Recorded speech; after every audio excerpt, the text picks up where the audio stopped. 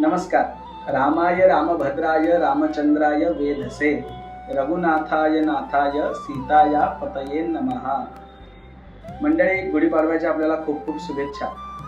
आजपासून गुढीपाडव्यापासून रामनवमीपर्यंत आम्ही भूमंडळी श्रीराम या नावाची एक मालिका घेऊन येत आहोत आणि यामध्ये आम्ही रामरायांच्या विविध गुणांचं आपल्या जीवनात कशी आपण जोपासना करू शकतो याचा विचार आज आम्ही मांडणार आहोत. तर नक्की आपण ही सगळी मालिका पाहत राहा आणि रामरायांच्या जीवनातील गुण आपल्यामध्ये कसे उतरवता येतील, आपल्या जीवनामध्ये कसा त्यांचा अंगीकार करता येईल याचा विचार आपण या 9 दिवसामध्ये करूया. आजचा दिवस पहिला.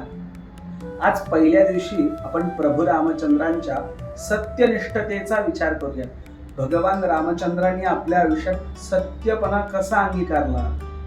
लक्षात घ्या, रघुकुलाची एक रीतच होती, प्राण जाय पर वचन न जाय. आणि त्याचमुळे प्रभू रामचंद्रांनी आपल्या जीवनामध्ये सातत्याने सत्याचाच मार्ग अंगीकारला.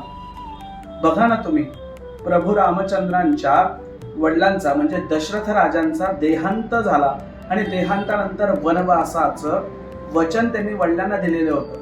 वास्तविक पाहता वडील गेलेले होते, वचन पाळलं नसतं तरी कुठल्याही प्रकारचा त्यांना दोष लागलेला नसता राहिला.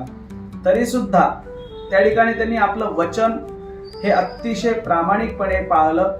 भगवंताचं स्मरण करत, ऋषीमुनींचं स्मरण करत ते वनवासात निघून गेले. आपल्या जीवनामध्ये त्यांनी प्रत्येक वेळेस सत्य वचनाची कास धरली आणि बघता बघता बघता आयुष्यामध्ये सत्यनिष्ठतेचा एक आपल्या सर्वांना आदर्श देऊन गेले.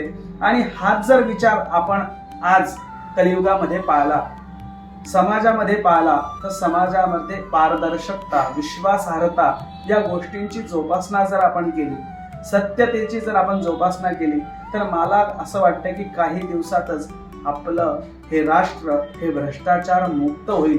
बघता बघता आपल्या राज्यामध्ये जर सत्याचा विचार आला तर आपलं हे राज्य रामराज्याकडे वाटचाल करू लागेल. कारण की सत्य जर असलं तर भगवंत सत्याच्या मार्गावरती अपयश येऊच देत नाही. बघता बघता तो आपल्याला सत्याने सत्यापर्यंत पोहोचवतो.